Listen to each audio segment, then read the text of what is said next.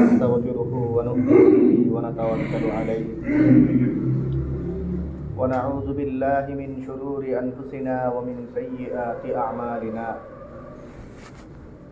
من يهده الله فلا مضل له ومن يضلله فلا هادي له ونشهد أن لا إله إلا الله وحده لا شريك له ونشهد أن سيدنا ومولانا محمدا عبده ورسوله صلى الله عليه وعلى آله وأصحابه وبارك وسلم أما بعد فأعوذ بالله من الشيطان الرجيم بسم الله الرحمن الرحيم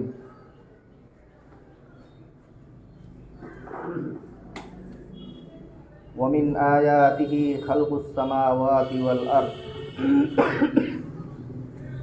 واختلاف ألسنتكم وألوانكم إن في ذلك لآيات للعالمين وقال الله سبحانه وتعالى وما أرسلنا من رسول إلا بلسان قومه ليبين لهم وقال رسول الله صلى الله عليه وسلم ألا لا فضل لعربي على عجمي ولا عجمي على عربي ولا لأحمر على أسود ولا لأسود على أحمر إلا بالتقوى اللهم صل على محمد وعلى آل محمد كما صليت على إبراهيم وعلى آل إبراهيم إنك حميد مجيد اللهم بارك على محمد وعلى آل محمد كما باركت على إبراهيم وعلى آل إبراهيم إنك حميد مجيد سبحانك لا علم لنا إلا ما علمتنا إنك أنت العليم الحكيم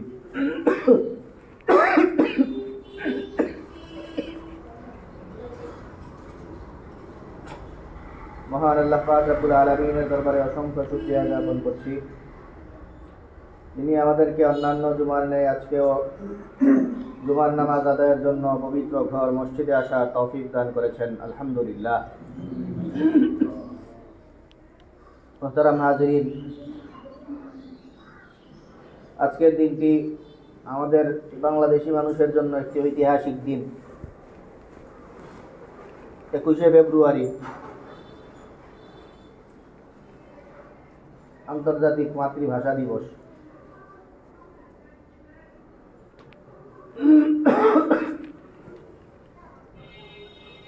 উনিশশো 52তে বাংলা ভাষাকে উর্দুর পাশাপাশি বাংলাকেও রাষ্ট্রীয় ভাষা স্বীকৃতি দেওয়ার জন্য যে ঐতিহাসিক আন্দোলন গড়ে উঠছিল, অনেকের মতে সেই আন্দোলনের রেশ ধরেই পরবর্তীতে মুক্তিযুদ্ধ এবং বাংলাদেশের স্বাধীনতা। তো সেই ঐতিহাসিক দিন 1952 21শে ফেব্রুয়ারি, যেই দিন সবচেয়ে বেশি সংখ্যক মানুষকে হত্যা করা হয়েছিল এই ভাষার জন্য, সেই ঐতিহাসিক দিন আজকে। তো সেই হিসাবে আমরা ভাষা বা এই জাতীয় কয়েকটা ব্যাপার যেগুলোর সাথে ধর্মীয় বক্তব্যটা, ধর্মীয় বয়ান কি, এই ব্যাপারে আমরা এই বিষয়ক আপনাদের সামনে দুই একটা কথা বলি।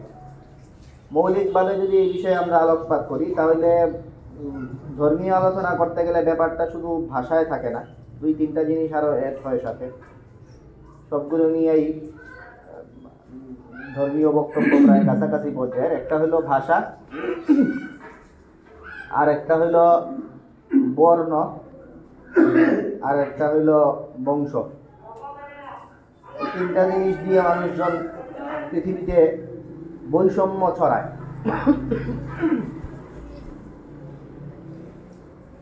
ভাষার কথা তো খুবই প্রাসঙ্গিক আজকে, এবং ভাষার আলাপ যেই জায়গাগুলো থেকে আমরা করব সেই জায়গাগুলোতে পাশাপাশি আরও কয়েকটা জিনিস আমরা পাই।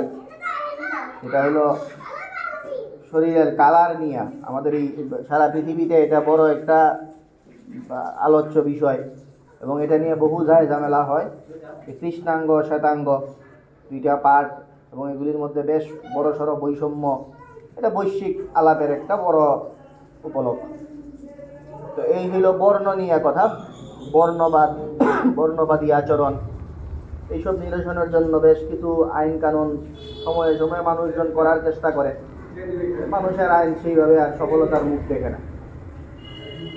আর গোত্রীয় দ্বন্দ্ব, এটাও সাথে সাথে এখানে আরেকটা গুরুত্বপূর্ণ বিষয়। তো এই তিনটা ব্যাপার একসাথে, ভাষা, বর্ণ আর গোত্র। তো পৃথিবীতে আল্লাহ তাআলা যে মানুষ পাঠাইছেন, সেই মানুষ পাঠানোর সাথে সাথে আল্লাহ তাআলা আরেকটা কাজ করতেন, সেটা হলো এই বিষয়গুলোতে মানুষকে একরকম রাখেন না। মানুষগুলোর ভাষা, বিভিন্ন ধরনের ভাষাভাষী করে মানুষজনকে আল্লাহ তাআলা তৈরি করতেন। মানুষের শরীরের কালার, সেই কালারও আল্লাহ তাআলা এক এক অঞ্চলে এক এক রকম কালার, আবার অঞ্চলের মধ্যেও এক এক জনের এক এক ধরনের শরীরের কালার দিয়ে আল্লাহ তাআলা মানুষ তৈরি করতেন। এবং মানুষজনকে আল্লাহ তাআলা পাঠানোর সময় বিভিন্ন অঞ্চলে পাঠাইছেন, বিভিন্ন গোত্রে তাদেরকে জন্ম দিয়েছেন। এই বিচিত্রতা আল্লাহ তাআলা মানুষ সৃষ্টির ক্ষেত্রে আল্লাহ তাআলা এই পন্থাটা অবলম্বন করছেন। তো এই বৈচিত্র্য, সেই বৈচিত্র্যকে কেন্দ্র করে মানুষজন যেন কোনো ধরনের বিভাজন তৈরি করতে না পারে, এজন্য আল্লাহ তাআলা কোরআনে কারিমে এই বৈচিত্র্যের পাশাপাশি বৈচিত্র্য নিয়ে যেন কোনো ধরনের বৈষম্যতা দেখা না দেয়, এই জন্য সতর্কতাও করছেন। সতর্কতা জারি করে আল্লাহ তাআলা বলেন, ইয়া আইয়ুহান নাসু ইন্না খালাকনাকুম মিন যাকারিন ওয়া উনসা ওয়া জাআলনাকুম শুউবান ওয়া কাবাইলা লিতাআরাফু।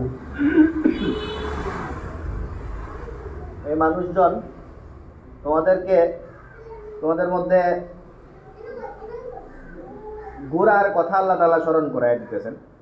গোড়ার কথা স্মরণ করায় দিলে মানুষের খুব সহজে বুঝে আসে যে আসলে এইটা নিয়ে বৈষম্য করা ঠিক না।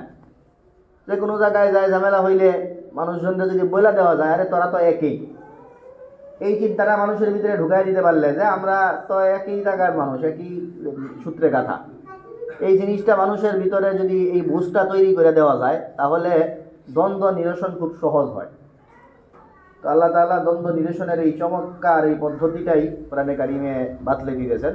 আল্লাহ তাআলা বলছেন যে তোমরা ঠিক আছে, তোমাদেরকে বিভিন্ন গোত্রে এক একজনকে এক এক জায়গায় আমি জন্ম দিছি, পাঠাইছি, কিন্তু সেই পাঠানো যেটা, সেই পাঠানোটার শুধু নিছক কারণ এটাই, তোমাদের পরিচয় লাভের জন্য।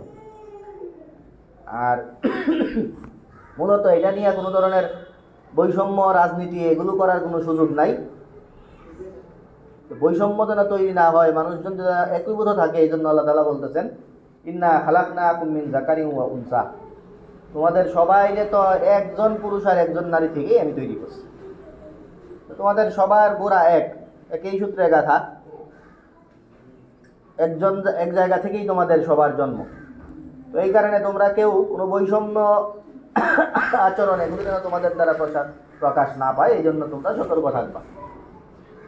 আর তোমাদের মধ্যে কিছু এক একজন এক এক দেশের, এক এক অঞ্চলের, এক এক গোত্রের এই একটা শ্রেণী বিভেদ আছে, কিন্তু এটার কারণে কেউ কারো উপরে যেন চড়াও না হয়, এটার কারণে কেউ কারো উপরে গর্ব করার কিছু নাই। এটা করা হয়েছে শুধু আইডেন্টিফাইয়ের জন্য। ওয়াজআলনাকুম শুউবান ওয়া কাবাইলা লিতাআরাফু, এটা তোমাদের পরিচয় সহজের জন্য। অমুক জায়গার বললে একটু চেনাটা সহজ হয়, অমুক অঞ্চলের অমুক মানুষের জায়গার নাম বলে মানুষকে চেনানো যায়। তো এই চেনানোর সুবিধার্থে, মানুষের পরিচয় উদ্ঘাটনের সুবিধার্থে শুধুমাত্র এই বিভাজনটা, এছাড়া অন্য কোনো ক্ষেত্রে যেন এটা প্রকাশিত না হয়। অন্য কোনো ক্ষেত্রে কে বেশি শ্রেষ্ঠ আর কার মর্যাদা কম, এটা যদি নিরসন কারো করতেই হয়, কারো যদি মনে হয় যে না স্তর বিন্যাস ছাড়া হবে না, স্তর বিন্যাস আবার না হয় কিভাবে, লেভেল একটা তৈরি করা দরকার। লেভেল তৈরি করার শখ যদি কারো লাগে, তাহলে সেই শখ পূরণ কিভাবে করবে আল্লাহ তাআলা সেটাও বাতলে দিতেন। যে কেউ যদি শখ পূরণ করতে চায়, কোন পন্থায় মানুষজন তো এই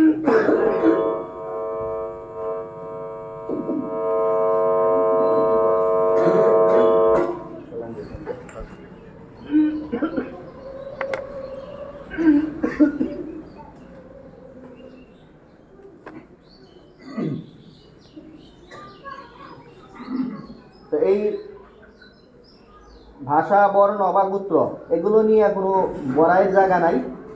বরং বড়াই যদি করতে হয়, কেউ যদি কাউকে শ্রেষ্ঠত্ব প্রদান করতে হয়, স্তর বিন্যাস প্রতিষ্ঠা যদি করা লাগে, সেই করা কিভাবে করতে হবে সেই ব্যাপারটার ইঙ্গিত আল্লাহ তাআলা বলেন যে ইন্না আকরামাকুম ইনদাল্লাহি আতকাকুম। আল্লাহর কাছে, তোমাদের মানুষগুলোর মধ্যে আল্লাহর কাছে সবচেয়ে শ্রেষ্ঠ মানুষ যারা আল্লাহ তাআলার কাছে সবচেয়ে বেশি মুত্তাকি, সবচেয়ে বেশি পরহেজগার, খোদা ভীরু যারা, তাকওয়া অবলম্বন যে সবচেয়ে বেশি এগিয়ে, মর্যাদার বিচারে আল্লাহ তাআলার কাছে সেই এগিয়ে। এছাড়া অন্য কোনো পদ্ধতি আর নাই। ওই অমুক জায়গার তার শরীরের গঠন ওরকম, সে এই ভাষায় কথা বলে, এগুলোর কারণে আল্লাহর কাছে শ্রেষ্ঠত্ব তৈরি হয় না। তো এই যে টপিকটা, এই টপিকটা এত বেশি গুরুত্বপূর্ণ, ভাষা নিয়ে এত বেশি যায় ঝামেলা মানুষজন করে। যেমন আমরাই তো করি, আমরা ভাষা নিয়ে, আমাদের ভাষা নিয়ে আমরা গর্ব করি, বড়াই করি। তো ভাষা নিয়ে আসলে বড়াইটার আর কিচ্ছু না। আমাদের ভাষার জন্য এত মানুষ প্রাণ দিছে, নিজেদের ভাষার জন্য প্রাণ ঝরানোর ইতিহাসে তো নাই। আমাদের এই ভাষা আন্তর্জাতিকভাবে এই ভাষার জন্য স্বীকৃত আছে, যে এই ভাষার জন্য মানুষ লড়াই করছে, সেই লড়াইকে কেন্দ্র করে একটা জাতি আলাদা পর্যন্ত স্বাধীন হয়েছে। এই যে গর্ববোধের আলাপ, ভাষা নিয়ে গর্ববোধের কিচ্ছু নাই। অমুক জায়গায় মানুষ, আমরা অমুক গোত্রের লোকজন, এমনিতে অনেক জায়গায় শরীয়তের মাসলায় অনেক জায়গায় দেখা যায় যে আরবের মানুষজনের একটা বিশেষ ফজিলত আছে। বিবাহ শাদী ইত্যাদি মাসলার মধ্যে তখন আসে যে সমতা রক্ষা করতে হয়, দুই দলের স্বামী স্ত্রীর মধ্যে সমতা রক্ষা করে তারপরে বিবাহ দিতে হয়। তখন দেখা যায় যে আরবের হইলে তার লেভেল উপরে, এটা শরীয়তের মাসলাই। তো আরবি ভাষা, সেই আরবি ভাষার একটা মর্যাদা আছে। নবী সাল্লাল্লাহু আলাইহি ওয়াসাল্লাম বহু কারণে আরবি ভাষা শিক্ষা করতে বলছেন। এত এগুলি আরবি ভাষার বা আরবদের একটা মর্যাদা থাকার পরেও নবী সাল্লাল্লাহু আলাইহি ওয়াসাল্লামকে আল্লাহ তাআলা জন্ম দিয়েছেন সবচেয়ে অভিজাত ফ্যামিলিতে। তো এই ফ্যামিলিতে তো আভিজাত্য থাকার পরেও এগুলো নিয়ে যেন কোনো বড়াই না করা হয়, নবী সাল্লাল্লাহু আলাইহি ওয়াসাল্লাম একদম শেষ মুহূর্তে বিদায় হজের ভাষণে, যেই সময়ে মানুষ গুরুত্বপূর্ণ ব্যাপারগুলি বলে, নবী সাল্লাল্লাহু আলাইহি ওয়াসাল্লাম সবাইকে একে তো শেষ সময়টা, তাও আবার সবচেয়ে বড় সম্মেলন, যেই জায়গায় সবচেয়ে বেশি মানুষকে সবচেয়ে গুরুত্বপূর্ণ বার্তাগুলি দেওয়ার সময়, ওই সময়টাতে নবী সাল্লাল্লাহু আলাইহি ওয়াসাল্লাম এই টপিকগুলি তুলে ধরছেন। নবী সাল্লাল্লাহু আলাইহি ওয়াসাল্লাম এই ব্যাপারে বলেন, আলা আলা ফাজলি আরাবিয়িন আলা আজামিয়িন ওয়ালা আলি আজামিয়িন আলা আরাবিয়িন। তোমাদের খুব স্পষ্টতই এটা জানা থাকা উচিত যে আরবি হওয়া, শুধু নিছক আরবি হওয়ার কারণে কেউ অনারবি যারা এদের চেয়ে এগিয়ে যাবে না। আর অনারবদেরও এটা ভাবার দরকার নাই যে তাহলে অনারবি হয়ে আগে যাওয়া যাবে কিনা। অনারব যারা, এদেরও কোনো এটা ভাবার কোনো কারণ নাই যে তারা হয়তো অন্যদের চেয়ে শ্রেষ্ঠ। আর শরীরের কালারের কারণে এটা ভাবার কোনো অবকাশ নাই। ওয়ালা আলি আহমারা আলা আসওয়াদা ওয়ালা আলি আসওয়াদা আলা আহমারা।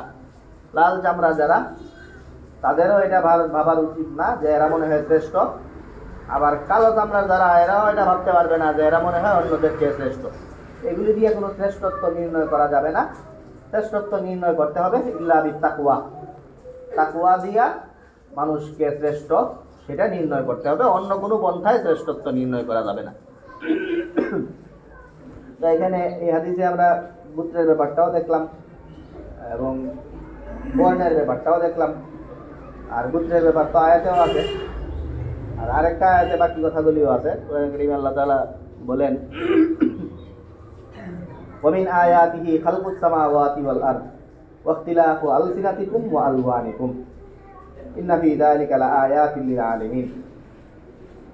আল্লাহ তাআলার যে বহু নিদর্শন আছে, সেই বহু নিদর্শনের একটা নিদর্শন হইল আল্লাহ তাআলা যে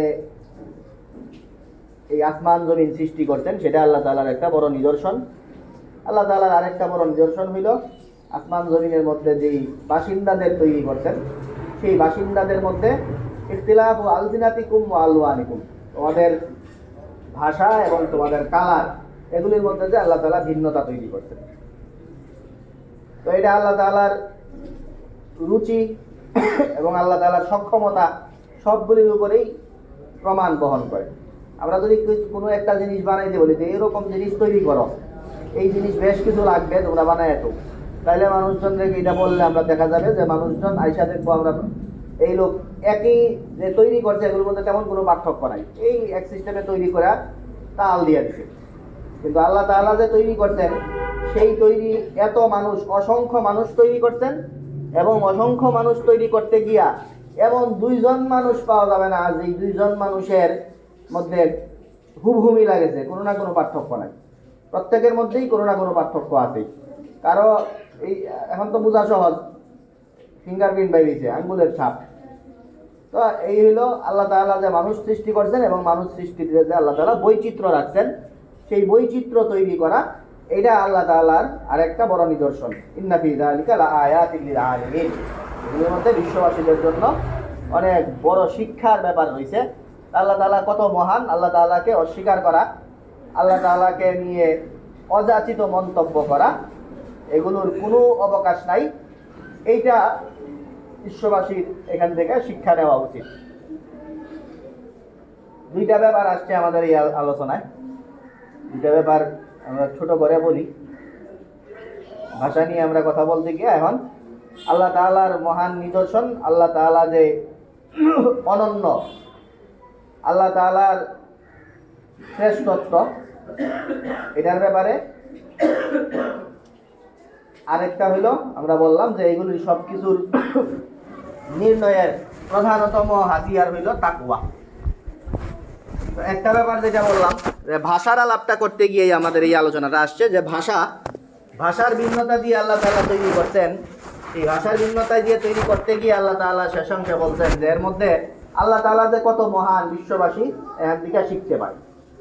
অথচ আমাদের এই দেশে আপনারা জানেন, সেই আল্লাহ তাআলার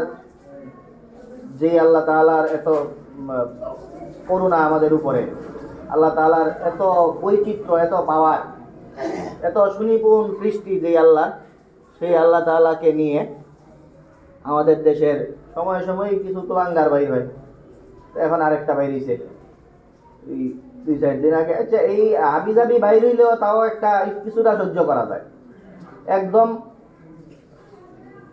বিশেষ ব্যক্তিদের মধ্যে এমন একটা বাইরেছে, কি রাখাল রাহা, কি নাম জানো, রাখাল রাহা, এই সংস্কার কমিশনের মধ্যেও দায়িত্বশীল। তো এমন এক দেশে বসে, এমন এক দেশের দায়িত্বশীল পর্যায়ে থেকে ধর্ম নিয়ে এই ধরনের অমানবিক মন্তব্য করা, এটা অন্তত এই সময়ে কোনোভাবেই এটা সহ্য করার মতো না। আল্লাহ তাআলার এই মহান সৃষ্টি, আল্লাহ তাআলা মানুষকে যেই ভাষা দিয়েছেন, সেই ভাষার সংযতও করতে হয়। সেই ভাষা সংযত না করলে দুনিয়াতে, আখেরাতে সব জায়গায় এটার খেসারত দিতে হয়। আখেরাতে তো সবচেয়ে বেশি মানুষকে জাহান্নামে নিবে যেই জিনিসগুলো, এর মধ্যে একটা আছে ভাষা। একটা হলো লজ্জাস্থান, আর একটা হলো জবান। জবান মানে তো ভাষা, মানুষের উল্টাপাল্টা ভাষা ব্যবহার করা, এটা মানুষকে বেশি জাহান্নামে নিবে। এছাড়াও দুনিয়াতে এগুলির অনেক শাস্তি রয়েছে। যা ইচ্ছা বলা, যারাই যত ধরনের বাক স্বাধীনতার আইনই করুক না কেন, প্রত্যেকের কাছেই কিছু ভিন্নতা থাকে যে এই ধরনের বিষয়ে কারো ধর্মীয় অনুভূতিতে আঘাত, এই কারো মানহানি ইত্যাদি বিষয়ক ভাষা, এমন স্বাধীনতা কেউই দেয় না। সেখানে এত এই দেশের প্রায় সকল মানুষের ধর্ম যেটা, সেই ইসলাম ধর্মে আঘাত দেওয়ার মতো বক্তব্য, এটা বহু আলেম, আমরা জানি এই পর্যন্ত 150 মতো আলেম আনুষ্ঠানিকভাবে এর বিরুদ্ধে বিবৃতি দিয়েছেন। তো আমরা সেগুলোর সাথে একাত্মতা পোষণ করি এবং দ্রুত তাকে দায়িত্ব থেকে পদচ্যুতি এবং তার দৃষ্টান্তমূলক শাস্তি হবে, এই আশাবাদ আমরা ব্যক্ত করি এবং আপনারাও সেই বিষয়ে আওয়াজ তুলবেন। এই হলো একটা ব্যাপার। আর একটা হলো তাকওয়ার ব্যাপারটা আসছিল, তাকওয়া অবলম্বন করা। যে এই মাতৃভাষাকে কেন্দ্র করে বা ভাষার সাথে সম্পৃক্ত আরো এই কয়েকটা ব্যাপার আছে তাকওয়া অবলম্বনের। এগুলির দ্বারা ভাষা অথবা বর্ণ অথবা পুত্র এগুলির ভিন্নতার কারণে মানুষের কোনো কৃতিত্ব নাই, মানুষের কোনো ফজিলত নাই। যাবতীয় ফজিলতের কেন্দ্রবিন্দু হইল তাকওয়া। এই কথাটা কোরআনে কারিমে আল্লাহ তাআলা বলেন, ইন্না আকরামাকুম ইনদাল্লাহি আতকাকুম, তোমাদের মধ্যে সবচেয়ে বেশি আল্লাহ তাআলার কাছে সম্মানিত যে বেশি মুত্তাকি সে। আর তোমাদের কাছে নবী সাল্লাল্লাহু আলাইহি ওয়াসাল্লাম হাদিসে বলেন যে এই আরবি হওয়া, কালো হওয়া, সাদা হওয়া, লাল হওয়া এগুলি কোনো ম্যাটার না। মূলত কে সবচেয়ে বেশি ভালো শ্রেষ্ঠ সেটা হলো দেখা হবে কার মধ্যে তাকওয়া বেশি সেটা। এই যে পয়েন্টটা তাকওয়া, এই তাকওয়ার টপিকটা কোরআনের মধ্যেও বলা আছে এবং তাকওয়ার পয়েন্টটা হাদিসেও বলা আছে। এবং মজার ব্যাপার হইল দুইটা বিষয় একই সূত্রে একই টপিকে বলা। এই ভাষা গোত্র বর্ণ এগুলো নিয়ে বলাই চলে না, এগুলো নিয়ে কোনো শ্রেষ্ঠত্ব নাই। এই কথা বলতে গিয়েই আল্লাহ তাআলা এই টপিকটা আনছেন যে তাকওয়া হইল প্রধান। আবার নবী সাল্লাল্লাহু আলাইহি ওয়াসাল্লাম যখন আনছেন তো সেই টপিকেই আনছেন যে আরবি হওয়া, সাদা কালো হওয়া এগুলো নিয়ে কোনো ফজিলত না, ফজিলত হইল তাকওয়া।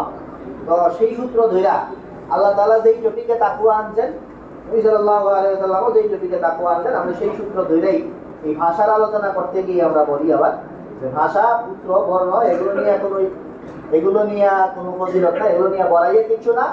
বড়াই যদি করতে হয়, বড়াই শ্রেষ্ঠত্ব অর্জনের জন্য যদি কেউ মরিয়া হন, শ্রেষ্ঠত্ব অর্জন করতে কেউ আগ্রহী হইলে তার জন্য তাকওয়া অবলম্বনের দিকে এগিয়ে যাওয়া উচিত। আর তাকওয়া অবলম্বনের দিকে এগিয়ে যাওয়ার সবচেয়ে বড় সময়টা সেই সময়টা চলে আসছে, যেই সময়ের ব্যাপারে আল্লাহ তাআলা বলেন যে কুতিবা আলাইকুমুস সিয়ামু কামা কুতিবা আলাল লাযিনা মিন ক্বাবলিকুম লাআল্লাকুম তাত্তাকুন। তো রমজান মাস রোজা বিষয়ক আলাপ সামনে তো আমরা বহু করব, কিন্তু খুব চমৎকার এই মিলটার কারণে আমরা এটা বলি যে তাকওয়া অবলম্বনের কথাটা ভাষার আলোচনা করতে গিয়ে আল্লাহ তাআলা বলেন, নবী সাল্লাল্লাহু আলাইহি ওয়াসাল্লাম বলেন। আর এই ভাষার আলোচনার পরেই আমাদের এই ভাষার 21শে ফেব্রুয়ারির এই কয়েকদিন পরেই, হয়তো 8-10 দিন পরেই রমজান মাস চলে আসছে। এই রমজান মাসের সবচেয়ে গুরুত্বপূর্ণ ইবাদত হলো রোজা। আর এই রোজা ফরজ করা হয়েছে কেন সেটা বলতে গিয়ে আল্লাহ তাআলা এটাই বলেন যে রোজা তোমাদের উপরে ফরজ করা হয়েছে এই কারণেই যেন তোমরা মুত্তাকি হইতে পারো, তাকওয়া অবলম্বন করতে পারো। তো তাকওয়া অবলম্বন করা এটা সবচেয়ে বেশি লোভনীয় ব্যাপার। অন্য কোনো জিনিস দিয়া বংশীয় গোত্রীয় আর পাওয়ার দিয়া কোনো কাজ হয় না, দেখতে কত সুন্দর চামড়া দিয়া কোনো কাজ হয় না, এবং কোন ভাষায় কত সুন্দর করে কথা বলতে পারে, বক্তব্য কত সুন্দর, এগুলো দিয়েও আল্লাহ তাআলার কাছে কোনো খাওয়া নাই। আল্লাহ তাআলার কাছে যেই জিনিসের গুরুত্ব সেটা হলো আল্লাহকে ভয় করা, তাকওয়া অবলম্বন করা। তো এই ভাষার আলোচনার সময় ভাষার মাস এবং ভাষা মাতৃভাষ একদম ভাষার দিনই আজকে, সেই ভাষার দিনেও আমরা সেই রমজানের কথা আপনাদের আবার স্মরণ করে দিই যে তাকওয়া অবলম্বনের যেই মহান বিস্তৃত সুযোগ, সুদীর্ঘ সময় যেই সুযোগটা, সেই সুযোগের মাস আমরা একদম অতি সন্নিকটে। এই সময়টাকে কেন্দ্র করে আমরা রমজানের জন্য প্রস্তুত হওয়া, রমজান মাসকে কাজে লাগিয়ে আমরা মুত্তাকি যেন হইতে পারি, তাকওয়া অবলম্বন করতে পারি, এই জন্য পূর্ব প্রস্তুতি। 8-10 দিন আছে, এই সময় আমরা বড় ধরনের কোনো দায় ঝামেলা থাকলে এগুলি সেরে দেওয়া, দূর দূরান্তে সফর ইত্যাদি থাকলে সেগুলো সংগঠিত করে নিয়ে আসা, ঢোকার আগে এগুলি সেরে নেওয়া, অনেক বেশি কষ্টকর কাজ যেগুলি করতে হয় এগুলি রমজানে যেন করা না লাগে, অন্তত এই জন্য আগে থেকে এগুলি সেরে রাখা। এই জাতীয় রমজান মাসকে কেন্দ্র করে প্ল্যান প্রোগ্রাম, আমরা কি করব, কি পরিমাণ কোরআন খতম করব, আর কোন ইবাদতে আমরা কি পরিমাণ সময় দিব, এগুলোর জন্য টার্গেট স্থির করা, এই টার্গেট অনুযায়ী আমরা রমজান মাসকে কাজে লাগাইতে পারি। সেই জন্য আমাদের এই পূর্ব প্রস্তুতি এখন থেকেই খুব জোরালোভাবে গ্রহণ করা উচিত। আল্লাহ পাক রব্বুল আলামিন আমাদেরকে মুত্তাকি হওয়া, তাকওয়া অবলম্বন করার সবাইকে সুযোগ করে দেন। আমরা সামনের জায়গাগুলো পূরণ করি, তারপরে